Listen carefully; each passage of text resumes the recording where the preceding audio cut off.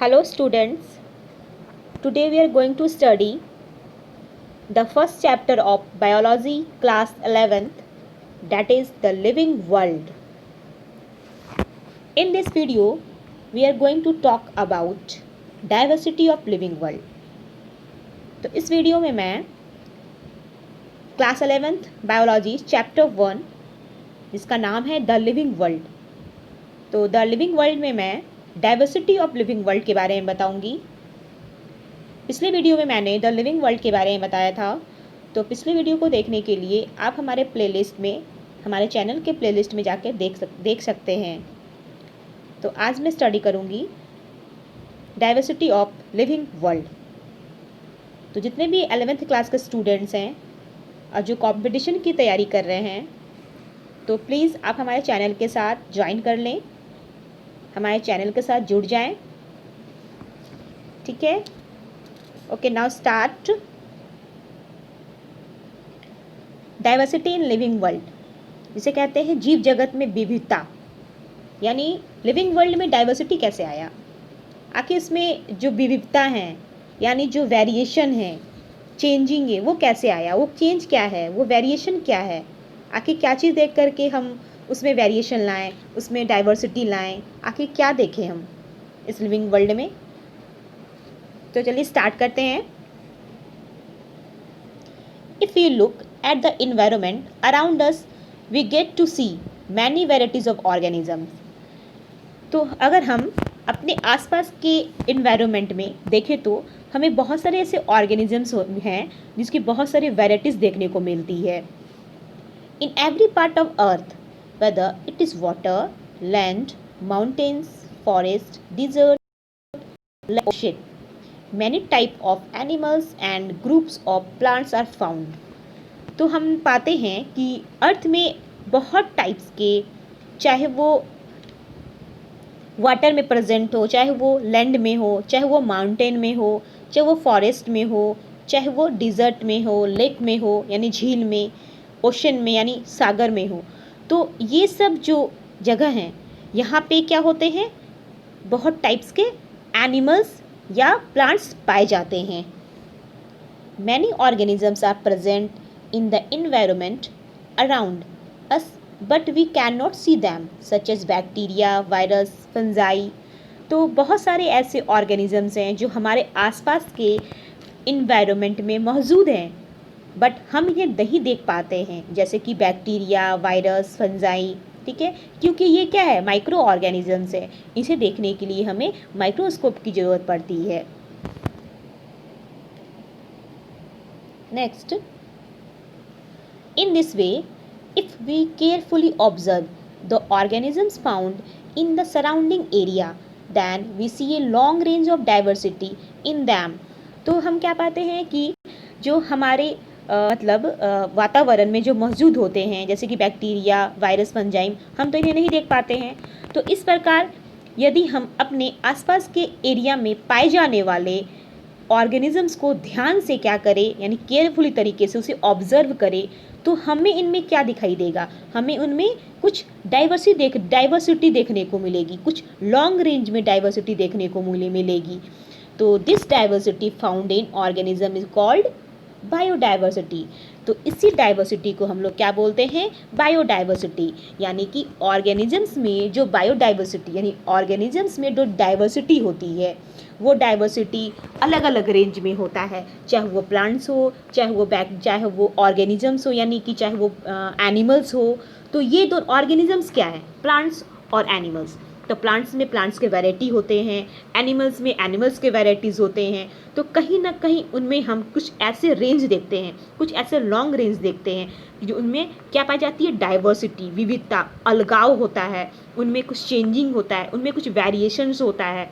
तो इन्हें हम क्या नाम देते हैं, बायोडाइवर्सिटी देते हैं, क्योंकि बायो का मतलब ही होता है लाइफ, ठीक है, और डाइवर्सिटी मतलब चेंजिंग यानी वेरिएशन। ठीक है, तो इसे हम क्या कहेंगे, biodiversity. Diversity of organisms depend on terrestrial, aquatic and ecosystem diversity, यानी कि जो डाइवर्सिटी होती है वो डिपेंड करती है टेरेस्ट्रियल यानी स्थलीय, एक्वेटिक यानी जल में जो रहते हैं एनिमल्स, एक होता है इकोसिस्टम डाइवर्सिटी, यानी पारिस्थितिक तंत्र जिसे हिंदी में कहा जाता है, ठीक है। तो डाइवर्सिटी जो होते हैं वो मेनली डिपेंड होते हैं terrestrial, aquatic and ecosystem diversity. Plant and animals found in water are different from those found on site. जो वाटर में पाए जाने वाले जो प्लांट्स होते हैं एंड एनिमल्स जो होते हैं जो लैंड में पाए जाते हैं वो एक दूसरे से क्या होते हैं, डिफर होते हैं। उन दोनों के बीच में क्या होती है, डिफरेंसेस होती है, ठीक है। Variety is found in the group of organisms found in different habitat as well as in the same type of habitat। तो बहुत सारे ऐसे एनिमल्स होते हैं, बहुत सारे ऑर्गेनिजम्स होते हैं जिनका जो हैबिटेट होता है, जो इनका हैबिटेट क्या होता है वो अलग अलग होता है। जैसे कि प्लांट्स का हैबिटेट अलग है, एनिमल्स का हैबिटेट अलग है, ठीक है। वो लोग अगर एक साथ रहते भी हैं, एक साथ अगर रहते हैं, बट उनका क्या होता है, हैबिटेट अलग होता है, उनका रहने का स्थान अलग होता है, उनका घर अलग होता है, ठीक है। Next, this variation in their structure, nutrition, reproduction, as etcetera. तो ये जो वेरिएशन आया, तो इनकी जो वेरिएशन है उनमें विविधताएं जो पाई गई, तो उसके स्ट्रक्चर को देख करके, उसके न्यूट्रिशन को देख के, न्यूट्रिशन मतलब उसके पोषण को देख करके, उसके खाने पीने का तरीका को देख करके, रिप्रोडक्शन को देख करके, रिप्रोडक्शन यानी प्रजनन करना, उसकी आयु, उसकी एज को देख करके क्या आई, उनमें भिन्नता आई, उसमें विभिन्नता आई, डाइवर्सिटी आई। नेक्स्ट,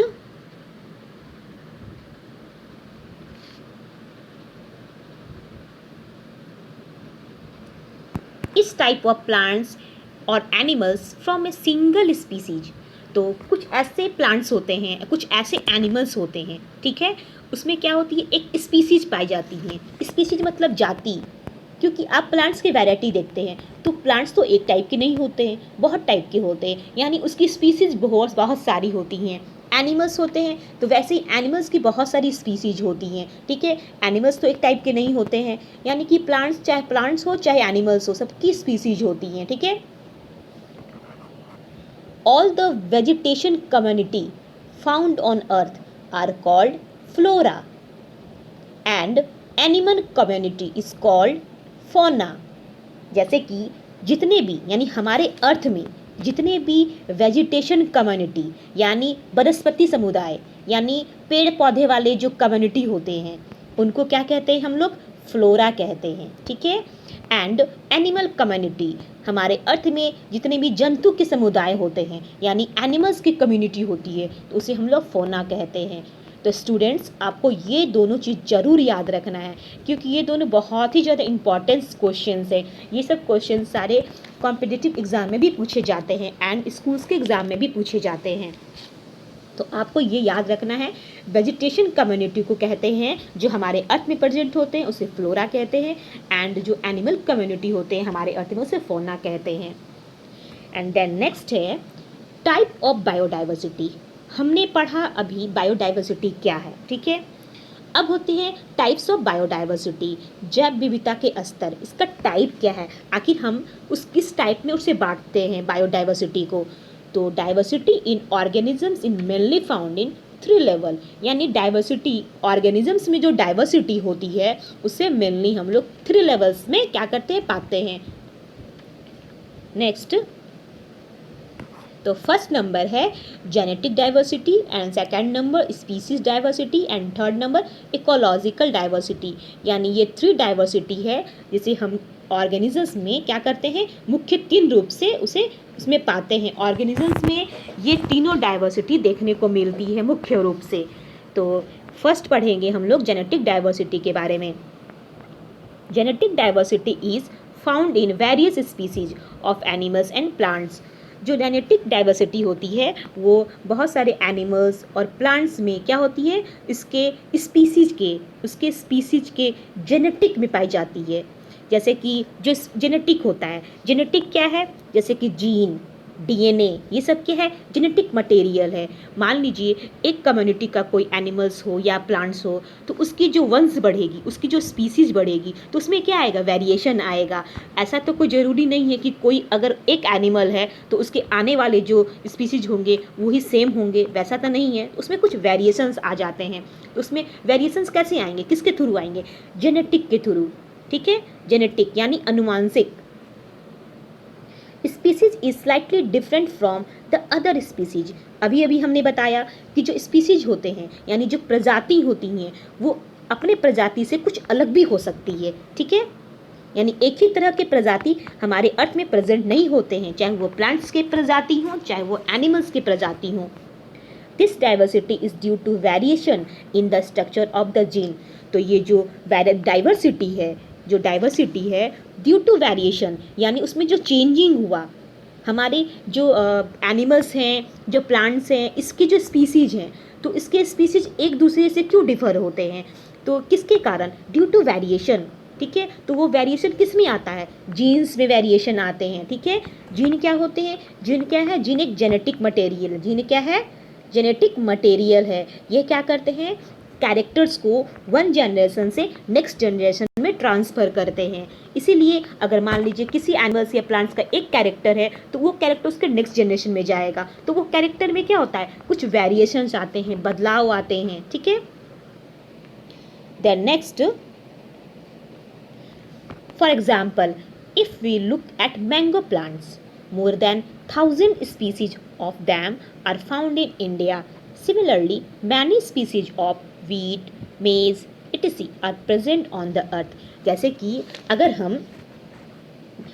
अगर हम एग्जाम्पल लें, यदि हम अपने हम क्या करें, आम के प्लांट्स को देखें यानी मैंगो ट्रीज को देखें, तो इनकी क्या होती है, 1,000 से अधिक स्पीसीज हमारे इंडिया में पाई जाती है। तो इसी प्रकार जो वीट होते हैं, मेज़ होते हैं, तो इसकी भी क्या होती है, स्पीसीज पाई जाती है हमारे अर्थ में। वीट के भी बहुत सारे स्पीसीज हैं, मेज़ के भी बहुत सारे स्पीसीज हैं। ठीक है, जैसे मैंगो के ढेर सारे स्पीसीज हैं, उसकी बहुत सारी प्रजातियां होती हैं, क्योंकि मैंगो प्लांट्स एक ही तो नहीं होते, बहुत सारे उसकी स्पीसीज हैं। आप मैंगो खाते हो, बहुत तरह के मैंगो खाते हो, यानी वो अलग अलग तरह के प्लांट से हुए हैं, लेकिन उसकी स्पीसीज अलग है तो मैंगो, बट उसकी प्रजाति अलग अलग है। वैसे ही वीट का, वैसे ही मेज का, तो ये सब प्रजाति हमारे इंडिया में प्रेजेंट है। जैसे कि यहाँ पे कुछ फिगर में हमने बताया है जेनेटिक डाइवर्सिटी में, जैसे कि हमने ये मेज का बताया है। देखिए यहाँ मेज की बहुत सारी स्पीसीज हैं, एक ही टाइप के मेज देखने को नहीं मिल रहे हैं, ये कुछ अलग टाइप के हैं, ये कुछ अलग हैं, ये कुछ अलग हैं, ये कुछ अलग हैं। ठीक है, तो वैसे ही ये सब क्या है, कैरोट है। ठीक है, तो ये सब की अलग अलग प्रजातियाँ पाई जाती है। जस्ट मैंने ये एग्जाम्पल के तौर पे ये फिगर यहाँ पे पेस्ट किया है। तो आप समझ गए होंगे स्टूडेंट्स जेनेटिक डाइवर्सिटी के बारे में। देन नेक्स्ट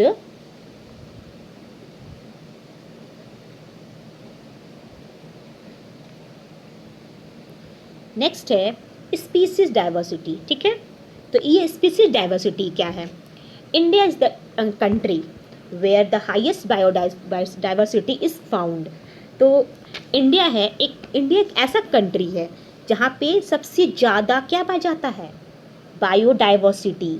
इंडिया ही एक ऐसा कंट्री है जहाँ पे सबसे ज़्यादा बायोडाइवर्सिटी प्रेजेंट होते हैं, पाए जाते हैं। According to data so far 49,000 species of plants are found here, while the species of animals are twice as large.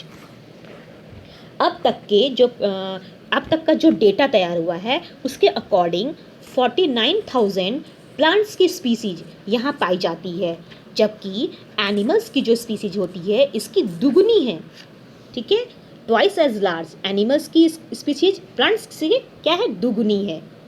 This number में be even higher because all the species have not it been detected. ठीक है, इसके बाद क्योंकि जितनी भी मतलब समस्त प्रजातियां हैं यानी समस्त स्पीसीज हैं उसका पता अभी तक नहीं लग सका है। ठीक है, क्योंकि बहुत सारे जो साइंटिस्ट हैं अभी भी ऐसे प्लांट्स के स्पीसीज, ऐसे एनिमल्स के स्पीसीज हैं जिनका अभी तक पता नहीं लगाए हैं। अगर पता लगाएंगे तो हो सकता है कि इससे भी ज़्यादा प्लांट्स के स्पीसीज मिल जाए, एनिमल्स के स्पीसीज मिल जाए हमारे इंडिया में।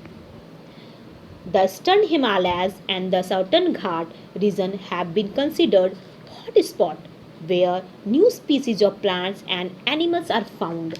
तो बताया गया है कि पूर्वी हिमालय यानी जो ईस्टर्न हिमालयज हैं एंड दक्षिणी घाट जिसको साउथर्न घाट के नाम से जानते हैं, उसके एरिया को क्या किया गया है, हॉट स्पॉट बनाया मतलब बनाया गया है, माना गया है। क्यों? क्योंकि यहाँ पे क्या पाए गए, बहुत सारे प्लांट्स, बहुत सारे एनिमल्स के नए नए स्पीसीज मिलते गए, तो वहाँ के एरिया को क्या बना दिया गया, हॉट स्पॉट बना दिया गया। वहाँ पे एक लिंक कर दिया गया कि इस एरिया में बहुत सारे न्यू स्पीसीज मिले हैं प्लांट्स के और एनिमल्स के।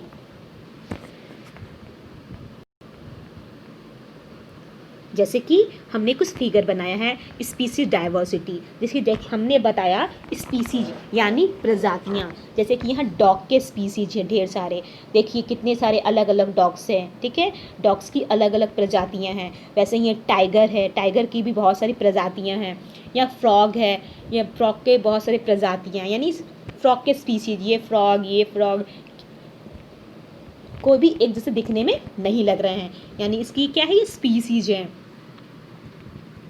तो स्टूडेंट आप समझ गए होंगे species diversity.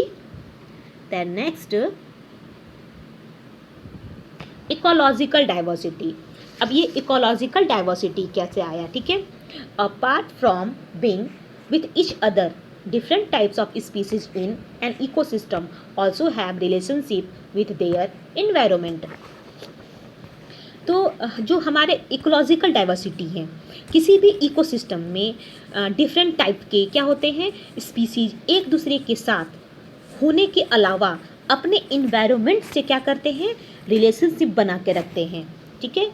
Different ecosystem also have different environment which affect organisms. से क्या होता है कि अलग अलग इकोसिस्टम के जो इन्वायरमेंट भी अलग अलग होते हैं, यानी कि अगर यहाँ पे हमने क्या देखा कि अलग अलग इकोसिस्टम होते हैं और उनका इन्वायरमेंट भी क्या होता है, अलग अलग होता है, और जो क्या करता है उस ऑर्गेनिजम्स को अफेक्ट करता है, ठीक है।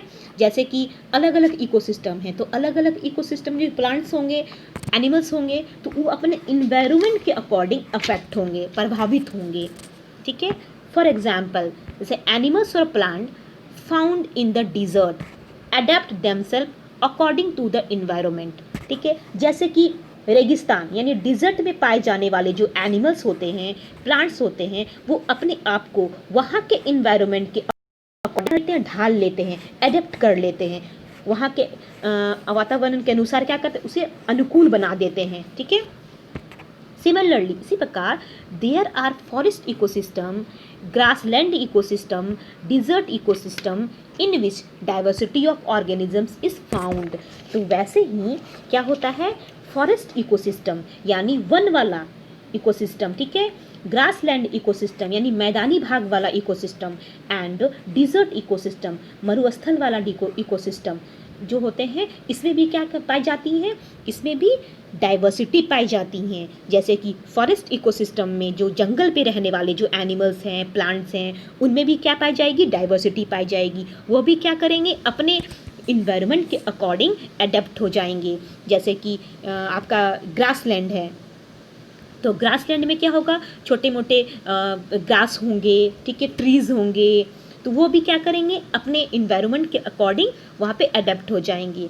डिजर्ट इकोसिस्टम, तो डिजर्ट इकोसिस्टम में क्या होते हैं, जैसे कि थ्रोनी प्लांट्स होते हैं, ठीक है, कांटेदार प्लांट्स होते हैं, बहुत सारे ऐसे एनिमल्स होते हैं वहाँ पे जो अपने आप को उस एरिया के अकॉर्डिंग, उस एरिया के मतलब इन्वायरमेंट के अकॉर्डिंग अपने आप को एडेप्ट कर लेते हैं, अपने आप को वहाँ पे रहने के काबिल बना लेते हैं, और वहाँ पे वो सर्वाइव करने लगते हैं, अपने जीवन को जीने लगते हैं। देन नेक्स्ट, जैसे कि हमने फिगर में बताया है, grass ecosystem, forest, desert, marine, ठीक है, ये क्या है, फ्रेश वाटर। जैसे कि ग्रासलैंड में बहुत सारे यहाँ पे एनिमल्स हैं, ठीक है, ये अगर इस एनिमल्स को यहाँ पे रहना है तो यहाँ के रहने के अनुसार ये क्या करेंगे, वहाँ के इन्वायरमेंट को अपने आप में ढाल लेंगे, जैसे कि फॉरेस्ट, तो जंगल में जैसे एनिमल्स रहते हैं तो अपने आप को वो वहाँ के मतलब इन्वायरमेंट के अकॉर्डिंग अपने आप को अडेप्ट कर लेंगे। डिज़र्ट एरिया में जो एनिमल्स होंगे, जो इंसेक्ट होंगे, चाहे वो प्लांट्स होंगे, वहाँ के रहने के मतलब इन्वायरमेंट के अकॉर्डिंग अपने आप को ढाल लेंगे, ठीक है। जैसे कि मैराइन, जैसे कि समुद्र वाला एरिया है, वहाँ के पानी में अलग तरह के फिश होती हैं, अलग तरह की मतलब कि एक्वेटिक एनिमल्स होते हैं, एक्वेटिक प्लांट्स होते हैं, ठीक है। जैसे कि फ्रेश वाटर, लैंड हुआ, लेक हुआ, रिवर हुआ, वहाँ पे अलग टाइप के एनिमल्स, इंसेक्ट, एक्वेटिक प्लांट्स पाए जाते हैं, ठीक है। अगर इनको यहाँ पे ट्रांसफ़र कर दिया जाए तो वो यहाँ नहीं रह पाएंगे। क्यों? क्योंकि फ्रेश वाटर में रहने वाले एनिमल्स अपने आप को फ्रेश वाटर में रहने के काबिल ही बना लेते हैं, वहाँ के इन्वायरमेंट से वो अडेप्ट हो जाते हैं। अगर आप चाहो मैरीन एनिमल को फ्रेश वाटर में रखो तो वहाँ पे वो नहीं रह पाएंगे, ठीक है।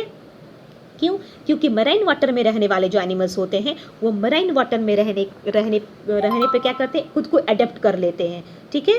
तो आप समझ गए होंगे स्टूडेंट्स कि genetic diversity, species diversity and ecological diversity, ये तीनों डाइवर्सिटी के टाइप हैं। देन नेक्स्ट, सबसे इम्पॉर्टेंट कि इम्पॉर्टेंस ऑफ बायोडाइवर्सिटी। हमने पढ़ा बायोडाइवर्सिटी क्या है, यानी डाइवर्सिटी क्या है, उसके टाइप क्या हैं, लेकिन ये इतना इम्पॉर्टेंस क्यों है, जैव विविधता का महत्व क्या है, आखिर ये होना क्यों जरूरी है, क्यों इतना वैल्यू रखता है ये। तो पढ़ते हैं हम लोग। To maintain the existence of human being on earth, it is necessary that humans recognise the importance of biodiversity. इसमें बताया गया है कि जो ह्यूमन है, ह्यूमन के अस्तित्व यानी उसकी एग्जिस्टेंस को अर्थ पे बनाए रखने के लिए ये बहुत ही ज़्यादा ज़रूरी है कि ह्यूमन जो हैं वो बायोडाइवर्सिटी के इम्पॉर्टेंस को पहचाने, उसके इम्पॉर्टेंस को रिकॉग्नाइज करें, ठीक है। इस type of organisms is a special part of the ecosystem. तो प्रत्येक प्रकार के जो ऑर्गेनिजम्स होते हैं वो इकोसिस्टम का एक खास अंग होता है, ठीक है, एक स्पेशल पार्ट होता है। The absence of any single species in the ecosystem affects the lives of the rest of the organisms in the ecosystem। जैसे कि बताया गया है कि अगर ऑर्गेनिजम्स क्या करेंगे, यानी कि इकोसिस्टम, इस इकोसिस्टम के किसी भी एक स्पीसीज का ना होना इकोसिस्टम में उपस्थित यानी जो प्रेजेंट बाकी सारे ऑर्गेनिजम्स के जीवन को अफेक्ट करता है, ठीक है। बायोडाइवर्सिटी इज प्रेजेंट एवरीवेयर, ठीक है, in forest, lake, ponds, river, और whether it is crop planted in fields और डोमेस्टिकेटेड एनिमल्स। जो बायोडाइवर्सिटी होते हैं वो जैसे कि वन में, यानी कि आपका फॉरेस्ट में, लेक में, पॉन्ड में यानी तालाब में, रिवर नदियाँ में, या फिर खेतों में लगे हुए फसल हो, whether crop planted in field, खेतों में लगे हुए फसल हो, या घर में रहने वाले पालतू जानवर हो, डोमेस्टिकेटेड एनिमल, इन सब को क्या करता है, अफेक्ट करता है। अगर क्या हो, जब इकोसिस्टम में कोई भी अगर एक प्रजाति का ना होना, कोई स्पीसीज नहीं होगा हमारे इकोसिस्टम में, तो बाकी सारे जो ऑर्गेनिजम्स में हैं उसके लाइफ को क्या करेगा, वो अफेक्ट करेगा, ठीक है। चाहे वो वन में रहने वाले हो, चाहे वो झील में रहने वाले हो, चाहे वो डोमेस्टिकेटेड एनिमल हो, ठीक है। Then next, due to diversity in organisms we are able to fulfil life related needs, ठीक है। जैसे कि ये सारे हमने बताया, तो सभी जगह क्या होते हैं, ड्यू टू डाइवर्सिटी, तो सभी जगह हम डाइवर्सिटी क्या होती है, प्रेजेंट होती है, इसीलिए डाइवर्सिटी हमारे लिए बहुत ज़्यादा इंपॉर्टेंस रखता है। Due to diversity in organisms we are able to fulfil life related needs. जीवों में यानी कि जो ऑर्गेनिजम्स में जो डाइवर्सिटी होता है उसके कारण हम सभी के जो जीवन होते हैं उसकी वो क्या करती है, फुलफिल करती है, लाइफ को फुलफिल करती है, उसकी पूर्ति करती है, हमारे लाइफ को वो जो लाइफ से रिलेटेड जो भी चीज़ हमारे लिए ज़रूरी होता है, ठीक है। तो ये जो डाइवर्सिटी है उस ऑर्गेनिजम्स में क्या करता है, वो फुलफिल करता है, उस चीज़ों की, उस आवश्यकता की क्या करती है, पूर्ति करती है। जीवन संबंधी जो भी चीज़ हमें चाहिए तो उसकी क्या करती है, फुलफिल, उसको भरती है। For example, if some plants produce food, then we get clothes from other plants। जैसे कि यदि कुछ ऐसे प्लांट्स होते हैं जिससे हमें क्या मिलता है, फूड मिलता है, तो दूसरे प्लांट्स होते हैं उससे हमें क्या मिलता है, क्लॉथ्स मिलता है। जैसे कि प्लांट्स हैं, हम उनसे फूड भी लेते हैं और हम उनसे क्या करते हैं, क्लॉथ्स भी लेते हैं, यानी हमको दोनों चीज़ प्लांट्स क्या होता है, ऑब्टेन होता है। Then other type of plants give us fruits and flower. और दूसरे टाइप्स के जो प्लांट्स होते हैं तो हम उससे क्या ऑब्टेन करते हैं, उससे हम फ्रूट्स ऑब्टेन करते हैं, फ्लावर ऑब्टेन करते हैं, ठीक है। Plants and animals from a food chain among themselves. Plants और जो एनिमल्स होते हैं वो आपस में क्या बनाते हैं, एक फूड चेन बनाते हैं। क्या बनाते हैं, एक फूड चेन, प्लांट और एनिमल। जैसे फूड चेन कैसे बनाएंगे, ठीक है, मान लीजिए प्लांट्स नहीं होंगे तो एनिमल कैसे खाएंगे, क्योंकि प्लांट्स क्या है, एक ऑटोट्रॉफिक एनिमल है, और सॉरी ऑटोट्रॉफ्स है, और एनिमल क्या है, एक मतलब हेटरोट्रॉफिक है, यानी उनको मोड ऑफ न्यूट्रिशन क्या होता है, प्लांट का मोड ऑफ न्यूट्रिशन ऑटोट्रॉफिक होता है एंड एनिमल का मोड ऑफ न्यूट्रिशन हेटरोट्रॉफिक होता है। तो प्लांट्स पे क्या है, जो भी हेटरोट्रॉफिक है वो प्लांट्स पे डिपेंड है, प्लांट्स किसी पे डिपेंड नहीं है। लेकिन प्लांट्स और एनिमल्स दोनों क्या करते हैं, एक फूड चेन बनाते हैं, ठीक है, उन लोग आपस में क्या करते हैं, एक फूड चेन बनाते हैं, यानी दोनों का वैल्यू बहुत ज़्यादा होता है हमारे क्या बायोडाइवर्सिटी में। If there is producer on the earth, ठीक है, then another consumer, so microscopic organisms act as decomposer. जैसे कि बताया गया है, प्रोड्यूसर इसको किस में कहा गया है, प्लांट्स को प्रोड्यूसर कहा गया है, और कंज्यूमर जो क्या करते हैं, कंज्यूम करते हैं, यानी जो प्रोड्यूसर से क्या करते हैं, कंज्यूम करते हैं। जैसे प्रोड्यूसर प्लांट से, तो कंज्यूमर हम लोग हैं, एनिमल्स हैं, ठीक है, तो वो क्या करते हैं, प्लांट से कंज्यूम करते हैं, प्लांट्स को खा करके उसकी एनर्जी को कंज्यूम करते हैं। और कुछ ऐसे माइक्रोस्कोपिक ऑर्गेनिजम्स होते हैं लाइक डिकम्पोजर्स, जैसे कि जो क्या करते हैं, डिकम्पोज करते हैं, सड़ाते हैं, ठीक है। तो कुछ ऐसे प्लांट्स होते हैं जो हम लोग को क्या करते हैं, उससे हम लोग फूड मिलता है, उससे हम लोग को पता चला कि उससे हमें क्लॉथ भी मिलता है, ठीक है। और बहुत सारे ऐसे प्लांट्स होते हैं उससे हम लोग मेडिसिन्स भी हमें मिलता है, ठीक है। और हमने बताया कि प्लांट्स और एनिमल्स होते हैं आपस में क्या करते हैं, एक फूड चेन बनाते हैं, ठीक है। और अर्थ में कोई भी अगर प्रोड्यूसर है तो दूसरा क्या होगा, वो कंज्यूमर होगा, ठीक है। और कुछ ऐसे माइक्रोस्कोपिक मतलब ऑर्गेनिजम्स हो गए जिसे हम लोग डिकम्पोजर के नाम से जानते हैं, ठीक है। Thus organisms depend on each other due to biodiversity, ठीक है। तो इस प्रकार क्या होता है, ऑर्गेनिजम्स एक दूसरे पे क्या करते हैं, निर्भर रहते हैं, डिपेंड रहते हैं, किसके कारण, ड्यू टू बायोडाइवर्सिटी, यानी बायोडाइवर्सिटी के कारण एक ऑर्गेनिज्म दूसरे ऑर्गेनिजम्स के साथ क्या करते हैं, डिपेंड होते हैं। A biocycle moves on the earth due to which organisms exist on water and land. तो अर्थ पर जो भी बायोसाइकिल चलती है, ठीक है, चलती है, जिसमें क्या होता है, हमारे जो इसमें वाटर एंड लैंड पर जो जीवों का यानी ऑर्गेनिजम्स का जो एग्जिस्टेंट होता है, अस्तित्व होता है, वो बना रहता है, ठीक है।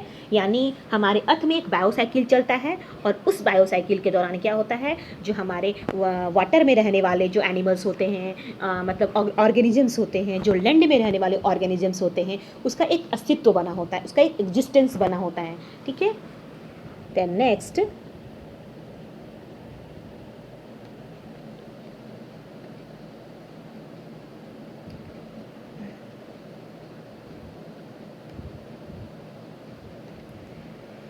नेक्स्ट है, lack of biodiversity can destroy our natural balance.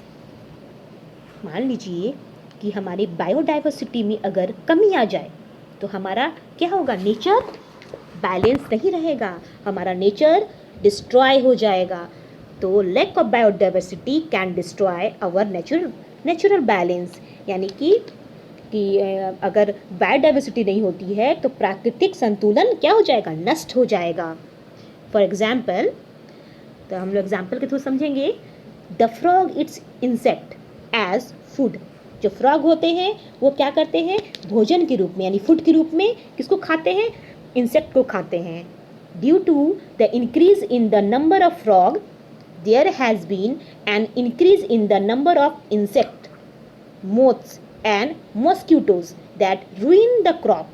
इसमें क्या होगा, अगर फ्रॉग की संख्या में कमी आ जाएगी तो जो फसलों को बर्बाद करने वाले जो कीट पतंग होते हैं, जैसे कि जो मोथ्स होते हैं, इंसेक्ट होते हैं, और मॉस्किटो की संख्या क्या हो जाएगी, उसका संख्या बढ़ जाएगा। ठीक है, यानी कि वो क्या करेंगे, मॉस्किटो की संख्या बढ़ जाएगी। तो कैसे, ये कैसे होगा, अगर फ्रॉग होगा, फ्रॉग की संख्या में कमी आ जाएगी। ठीक है, तो फ्रॉग की संख्या में कमी आने के कारण क्या होगा, फसलों को जो बर्बाद करने वाले जो कीट पतंग हैं, इंसेक्ट हैं, तथा मच्छरों की संख्या में क्या हो जाएगी, वृद्धि हो जाएगी। ठीक है, the climate is changing globally due to cutting of forest. तो इससे क्या होगा, जंगलों के कटने के कारण क्या होगा, ग्लोबल लेवल पे क्या होगा, हमारे जो वेदर हैं, हमारे जो मौसम है, उसमें क्या आ जाएगा, चेंजिंग आ जाएगा। यानी ग्लोबल वार्मिंग जो होता है वो चीज़ में, उसमें चेंजिंग आ जाएगी, हमारे क्लाइमेट में चेंजिंग आ जाएगी। क्योंकि सबको पता है कि अगर फॉरेस्ट कट जाएंगे, यानी जंगल कट जाएंगे, तो जंगल कटने से हमारे क्लाइमेट में, हमारे ग्लोबल में चेंजिंग आ जाएगी। The percentage of carbon dioxide in the atmosphere is increasing due to the decrease in the number of tree and plants.